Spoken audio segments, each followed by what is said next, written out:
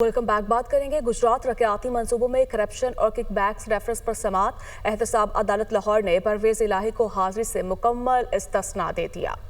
अदालत ने परवेज़ इलाही की जगह हाजिरी के लिए अनवार हुसैन को प्लेजर मुकर्रर कर दिया है। अदालत ने बीमारी की बुनियाद पर परवेज़ इलाही को हाजिरी से इस्तिस्ना दिया। परवेज़ इलाही के प्लेजर अनवार हुसैन हाजिरी के लिए पेश हुए हैं। गुजरात तरक्याती मंसूबों में करप्शन और किकबैक्स रेफरेंस पर समात हुई है। मोहम्मद इशफाक हमारे साथ मौजूद है। इशफाक, हमें समात का अहवाल बताइएगा। जी बिल्कुल, लाहौर की एहतसाब अदालत में गुजरात में तरक्याती मनसूबों में करप्शन और किकबैक से मुतल्लिक रेफरेंस की समात हुई है। दौरान समात परवेज़ इलाही की जानिब से मुस्तकिल हाजिरी माफी की दरख्वास्त दी गई और ये अदालत को बताया गया कि परवेज़ इलाही मुकम्मल तौर पर सेहतयाब नहीं हो सके। उनकी जगह पर उनके प्लीडर अनवार हुसैन अदालत में पेश होंगे और उस हवाले से परवेज़ इलाही की मुस्तकिल हाजिरी माफी की दरख्वास्त मंजूर की जाए।